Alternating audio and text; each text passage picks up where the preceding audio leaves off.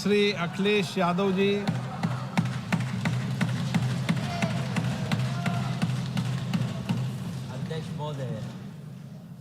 अध्यक्ष महोदय, मैं आपका धन्यवाद देना चाहता हूं कि इस महत्वपूर्ण विषय पे मुझे बोलने का मौका दे रहे हैं। मैं अपने साथी माननीय सदस्य गौरव गोगोई जी के से सहमत हूं। बहुत सारे महत्वपूर्ण उन्होंने बिंदु उठाए और अध्यक्ष महोदय,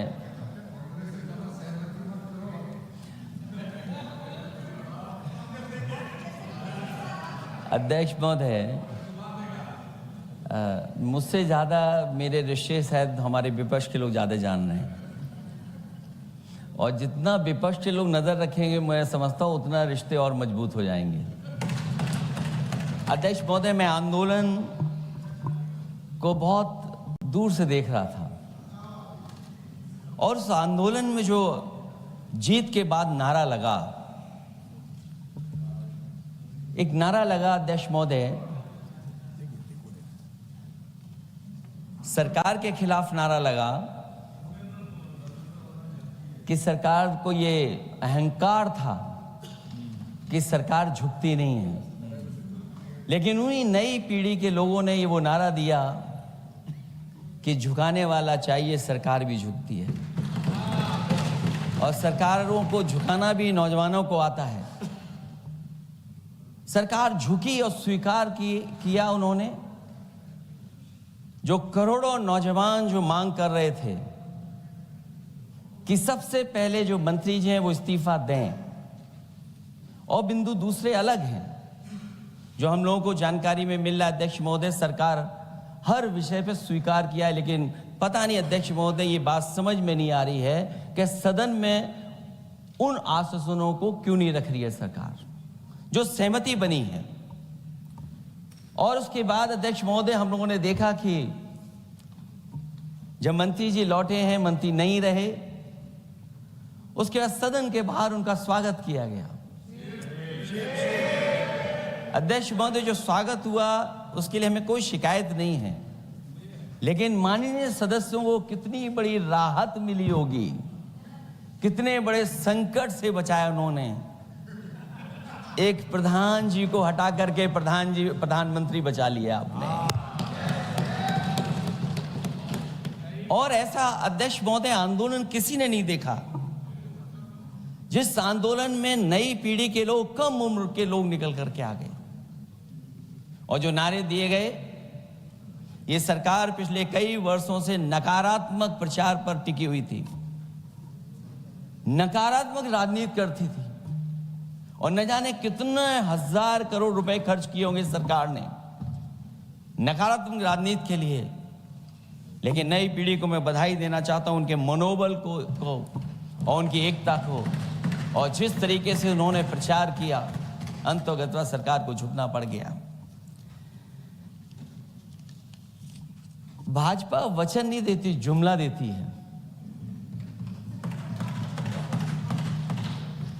तो मुझे उम्मीद है कि सभी युवा नौजवानों का जो मांग की है उन्होंने, उन सभी मांगों को सरकार स्वीकार करेगी। और सरकार ये भी स्वीकार कर लिया होगा कि कोई दल मजाक में बना तो कितनी बड़ा दल बन गया। जो कोई चीज मजाक से शुरू हुई वो कितना सीरियस हो गई, और इतना सीरियस हुई कि हमारी सरकार लोकतांत्रिक हो गई कि जो उनको धरने पे बैठने दिया। सरकार लोकतांत्रिक थी कि उन्हें धरने पर बैठने दिया। हमने वो भी समय देखा है कि जहां पर धरने पर नहीं बैठने दिया, वर्षों वर्ष लोग बैठे रहे धरने पर, उनकी सुनी नहीं गई। इसी दिल्ली को घेरा था किसानों ने, और सरकार को लगा कि चुनाव आ गया तो सरकार ने तीनों काले कानून वापस ले लिए। जब सरकार घबरा जाती है, डर जाती है, तो सरकार स्वीकार कर लेती है। इसीलिए वो नारा मुझे अक्सर याद आता है कि झुकाने वाला चाहिए, सरकार भी झुकती है।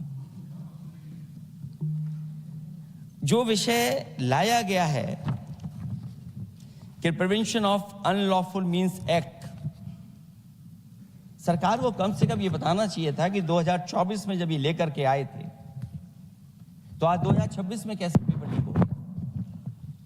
और केवल गिनती के 1-2 पेपर लीक नहीं हुए हैं। ये ऐसा आंदोलन रहा जिसमें माँ बाप और नई पीढ़ी के लोग सब जुड़ गए। अगर हम ये माने कि 20 लाख बच्चों ने परीक्षा लिखी थी और उनके घर परिवार के सदस्यों को हम इसमें जोड़ दें, दादा दादी, माँ बाप और परिवार का कोई सदस्य, तो 5 लोग प्रभावित थे। और 5 गुना 20, 1 करोड़ लोग नाराज हुए सरकार से। और अक्सर हम पॉलिटिकल लोग हैं, हम लोग जानते हैं जब कभी आंदोलन करते हैं तो कितनी तैयारी करानी पड़ती है, गाड़ियों का इंतजाम, खाने का इंतजाम और इंतजाम। लेकिन ये पहला आंदोलन देखा कि जिसमें माँ बाप भी जुड़ गए और कहा कि जाओ बच्चों आंदोलन करो, हम आपके साथ हैं। ये पहला आंदोलन ऐसा देखने को मिला है। और केवल दिल्ली में नहीं हुआ ये, केवल दिल्ली में नहीं हुआ ये। अगर ये बात गलत है, अगर ये बात अध्यक्ष महोदय गलत लग रही है तो देश के होम मिनिस्टर साहब को ले आइए, वो सब एक्सप्लेन कर देंगे।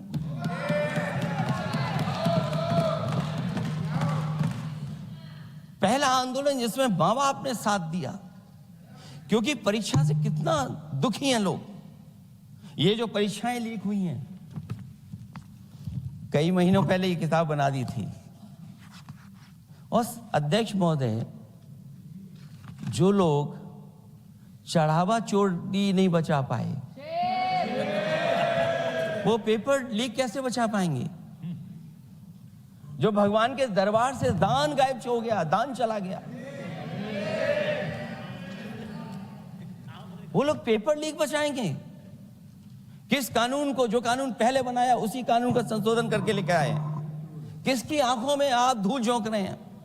और अगर कानून से बच रहा होता तो भाजपा की 10 साल की सरकार में 20 परीक्षाएं कैसे लीक हो गई। 20 परीक्षाएं लीक हुई अध्यक्ष महोदय, जिसमें कोर्ट तक जाना पड़ा, उसके बाद परीक्षा रद्द हुई है। दरोगा भर्ती का पेपर लीक हो गया, जूनियर इंजीनियरिंग के भर्ती का पेपर लीक हो गया, ग्राम विकास पंचायत अधिकारी का पर्चा लीक हो गया, नलकूप चालक भर्ती का, यूपी टीईटी का परीक्षा लीक हुआ। और एक बार नहीं हुआ, 3 बार पेपर लीक हुआ यूपी टेट का। हाई स्कूल बोर्ड का परीक्षा लीक कर दिया। इंटरमीडिएट की बोर्ड की परीक्षा लीक हुई, इंटरमीडिएट का फिर परीक्षा का लीक हुआ, कई बार हुई। सिपाही भर्ती लीक हुई। आप सोचिए कितनी परीक्षाएं लीक हुई हैं। और नीट परीक्षा कोई पहली बार लीक नहीं हुई, दोबारा लीक हो गई, कानून बनने के बाद लीक हुई। सहायक प्रोफेसर भर्ती लीक है, लेखपाल भर्ती लीक हुई। यूपी जैसे स्टेट, जो सबसे बड़ा स्टेट है, जहां से प्रधानमंत्री चुन करके आते हो, वहां तक पेपर लीक हो जा रहा है। और जो संस्था परीक्षा एग्जामिनेशन करा रही है, वो एनटीए में भी आउटसोर्स कर दिया आपने। हम विपक्ष के लोगों को तो डर ये लगता है अध्यक्ष महोदय, कहीं ऐसा ना हो कि ये पूरी सरकार को आउटसोर्स कर दें। आउटसोर्स सरकार है, जो सबसे विश्वसनीय संस्था है, उसमें आउटसोर्स पे आपने कर्मचारी को रखा हुआ है। किस बात की जवाबदेही है? यही अकाउंटेबिलिटी है आपकी? कहीं अकाउंटेबिलिटी ये तो नहीं है, आप अकाउंटेबिलिटी को ये कहीं समझ बैठे हो कि अकाउंट को भर दे वो एबिलिटी वाला ही हमें चाहिए। कहीं वो अकाउंटेबिलिटी तो नहीं है। आप बताइए, एनटीए को आउटसोर्स किया हुआ है आपने। जिस संस्था की जिम्मेदारी है महत्वपूर्ण परीक्षा कराने की, उसमें सब आउटसोर्स। और ये सच कहा कि कांग्रेस पार्टी के हमारे सदस्य ने मांग की है कि वो हम लोगों को पता होना चाहिए आखिरकार कौन लोग थे जो आउटसोर्स होकर के बैठ करके परीक्षा में इस तरह की घोटाला कर रहे थे। आखिरकार जवाबदेही क्या है, किसकी थी? और फिर केवल नीट की परीक्षा की बात करें और परीक्षाओं की बात करें, अगर हम अध्यक्ष महोदय, जब से सरकार बनी है तब से सरकार की कोशिश रही है कि शिक्षा, परीक्षा और यूनिवर्सिटी का ताना बाना पूरा ध्वस्त हो जाए, उसको एक रंगी बना दें हम, उसमें अंडरग्राउंड अनरजिस्टर्ड लोग शामिल हो जाएं। ये पिछले जब से भारतीय जनता पार्टी की सरकार आई है तब से हो रहा है। और फिर शुरुआत कहां से होती है? क्योंकि आप नहीं चाहते कि देश के गरीब लोग पढ़ें लिखें आगे बढ़ें। सरकार ने सबसे पहले हमला किया प्राइमरी स्कूल पर, और प्राइमरी स्कूल कितने बंद किए हैं आपने? जहां से बच्चे की शिक्षा की यात्रा शुरू होती है। एक गरीब परिवार का बेटा, बच्चे कहां से पढ़ करके निकलते हैं? सबसे पहले प्राथमिक शिक्षा सरकारी स्कूलों से पढ़ करके निकलते हैं। हमारे बहुत सारे माननीय सदस्य होंगे, वो उन्हीं प्राथमिक विद्यालयों से पढ़ करके आज इस सदन तक पहुंचे होंगे। आपने सबसे पहले स्कूलों पे हमला किया, और प्राइमरी से लेकर के नौकरी तक पे आपने हमला किया है। युवाओं के भविष्य पर आपने चोट पहुंचाने का काम किया है। और जो प्राइमरी स्कूल जो आपने बंद किए हैं, वो इसीलिए बंद किए हैं आपने कि पिछड़े, दलित और गरीब के वर्ग के परिवारों के बच्चे पढ़ लिख न जाएं। क्योंकि आज भी अगर हम देखते हैं प्राइमरी स्कूल में कौन पढ़ने जा रहा है? सबसे समाज के गरीब परिवार के बच्चे पढ़ करने जा रहे हैं। सबसे पहला हमला आपने वही किया, और इसीलिए किया क्योंकि नींव पर ही अगर हमला होगा तो ये आगे नहीं बढ़ पाएंगे। जो आंकड़े सरकार के बताए गए हैं, 1 लाख से ज्यादा सरकारी प्राइमरी स्कूल बंद कर दिए सरकार ने। और अगर ये बात गलत है तो हमें उम्मीद है सरकार इस पर भी जवाब देगी। और अगर हम आंकड़े निकालें तो जो आंकड़े दिखाई दे रहे हैं, यूपी में सबसे ज्यादा प्राइमरी स्कूल बंद हुए हैं। और ये सरकार के आंकड़े हैं कि 7 लाख से ऊपर विद्यालय थे जो अब 6 लाख रह गए हैं। और यूपी में तो सबसे ज्यादा बंद हुए हैं। उत्तर प्रदेश में 26,386 सरकारी प्राइमरी स्कूल बंद कर दिए सरकार ने। और केवल प्राइमरी स्कूल बंद नहीं किए हैं, नौकरी पे भी हमला किया है। 69,000 शिक्षक भर्ती को लेकर के बड़े पैमाने पर घोटाला किया गया। और घोटाला इतना बड़ा है कि वो सभी कोर्टों में गए हैं और पिछले कई वर्षों से आंदोलन कर रहे हैं। कोई स्थान नहीं बचा अध्यक्ष महोदय जहां पर वो शिक्षक भर्ती के लोग न गए हों। मंत्रियों के यहाँ गए हैं, आंदोलन किया है, हाई कोर्ट गए हैं, सुप्रीम कोर्ट गए हैं। लेकिन देखिए सरकार भी कमाल की है कि सरकार उनको नौकरी नहीं देना चाहती। और इसलिए नौकरी नहीं देना चाहती है क्योंकि उन्होंने भर्ती गलत की है। और भर्ती में जिन लोगों का अधिकार छीना है वो सबसे ज्यादा पिछड़े और दलित परिवार के बेटे, जिनका अधिकार इस सरकार ने छीना है। और ये अगर बात नहीं ठीक है तो हमें उम्मीद है कि सरकार इसका भी जवाब देगी। माध्यमिक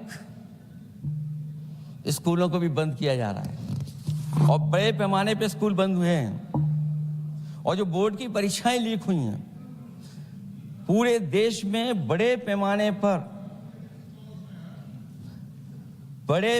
पर बोर्ड परीक्षाओं के पेपर लीक किए गए हैं। अध्यक्ष महोदय, हम जानना चाहते हैं कि आखिरकार 10वीं और 12वीं के पेपर लीक क्यों हो रहे हैं? 10वीं और 12वीं के पेपर लीक क्यों हो रहे हैं? इसके लिए अगर कोई सरकार के पास जवाब हो तो बताएं।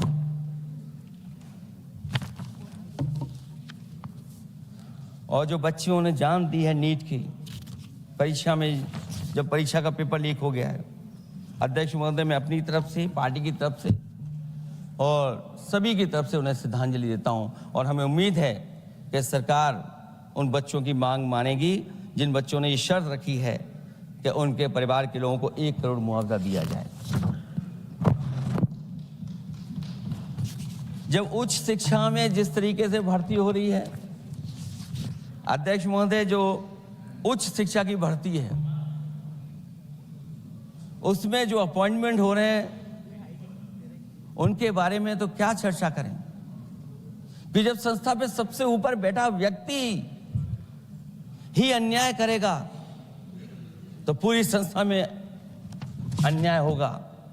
जब से ये सरकार आई है, जो बड़ी बड़ी संस्थाएं हैं उन सब संस्थाओं में एक रंगी लोगों को बैठा करके उन संस्थाओं को ध्वस्त करने का काम कर रहे हैं, और न केवल उन संस्थाओं को खराब कर रहे हैं बल्कि अध्यक्ष महोदय, उत्तर प्रदेश में एक स्वतंत्र सेनानी, उनके नाम पर यूनिवर्सिटी बनी, मौलाना जौहर यूनिवर्सिटी। यूनिवर्सिटी बनकर के तैयार हो गई। इन्होंने कोई सरकारी यूनिवर्सिटी नहीं बनाई, और अगर कोई प्राइवेट यूनिवर्सिटी बन भी गई है तो उसको भी हथौड़ा लेकर के तोड़ने की तैयारी कर रहे हैं ये लोग। ये नफरत की राजनीति कहां लेकर के पहुंचा देगी। और जब से बीजेपी की सरकार आई है तब से नफरत की राजनीति और दूसरे लोगों के साथ किस तरह का व्यवहार हो रहा है, उन्हें कहीं भी न्याय तक नहीं दिला पाई सरकार। और जब नौकरी की बात आ जाए तो अध्यक्ष महोदय, अग्निवीर भर्ती में भी जो हर साल में कितनी भर्ती होती थी, कभी 80,000 भर्ती हुआ करती थी, अब भर्ती केवल 10,000 हो पा रही है। आखिरकार अध्यक्ष महोदय, सरकार नौजवानों की पढ़ाई और नौकरी पे हमला क्यों कर रही है, और नौकरी पे हमला क्यों हो रहा है? जब आप ये कहते हैं कि हमारे नौजवान हमारी डेमोग्राफिक डिविडेंड बन करके आए हैं, कहीं यही नौजवान हमारी आपदा न बन जाए, इसके बारे में भी सरकार को सोचना चाहिए। और मैं ये जरूर कहना चाहता हूं कि अध्यक्ष महोदय, अगर शिक्षा अच्छी होगी, परीक्षा सच्ची होगी, तो तरक्की भी पक्की होगी। और ये तरक्की नहीं चाहते हैं, इसीलिए शिक्षा पर और परीक्षा पर हमला कर रहे हैं। मैं इन्हीं शब्दों के साथ अध्यक्ष महोदय आपका धन्यवाद देता हूं। और जो बिल लेकर के आए हैं आप, बिल तो 24 में भी लेकर के आए थे आप, जो 24 में बिल लेकर के आए थे, उसके बाद नीट परीक्षा का पेपर लीक क्यों हो गया, ये आप बता देना मंत्री जी। आपको एक कानून बनाने के बाद दूसरा कानून बनाना पड़ रहा है, ये क्या वजह है? और आपको मंत्री जी का स्वागत इसलिए करना पड़ रहा है कि आपको संकट से बचा लिया। और अगर अखिलेश जी तो समाजवादी है। मैं पूछना चाहता हूं कि छात्रों का आंदोलन के बाद सरकार उनका बात सुन के पार्लियामेंट में बिल लेके आता है, ये अच्छा है, या जो आंदोलन होता है तो उसको कुचलने के लिए देश में इमरजेंसी लगा देता है, वो अच्छा? आप बता दीजिए।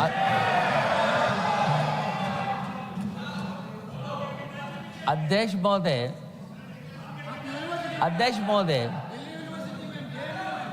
महोदय, मैं इमरजेंसी को तो नहीं देखा हूं, लेकिन इमरजेंसी में क्या क्या हुआ है वो अभी दिल्ली की राजधानी में भी देखने को मिल गया है। आंसू के गैस के गोले और लकड़ी में लगा हुआ कुछ कील का और कांटे की चीजें, उस समय करंट नहीं लगाया जाता था, इस बार करंट लगाया गया। तो ये इमरजेंसी के बराबर ही हुआ है हमला, कम नहीं है। इमरजेंसी से कम अन्याय नहीं कर रहे हैं आप लोग।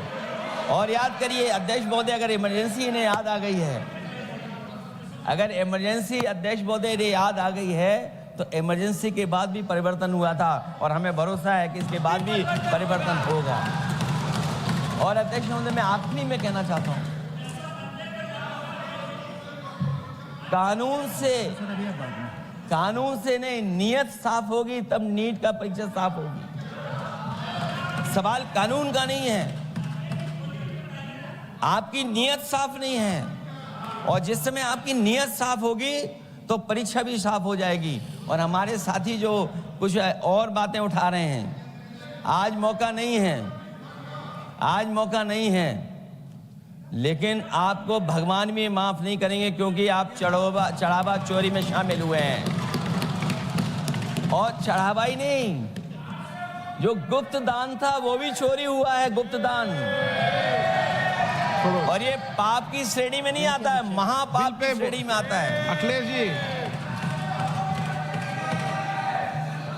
Akhilesh ji bill pay. और अध्यक्ष महोदय, आखिरी में मैं इतना ही कहना चाहता हूं, शिक्षा की रक्षा के लिए जो आंदोलन हुआ है वो हमेशा आंदोलन जीतेंगे। बहुत बहुत धन्यवाद, बहुत बहुत आभार प्रकट करता हूं आपका।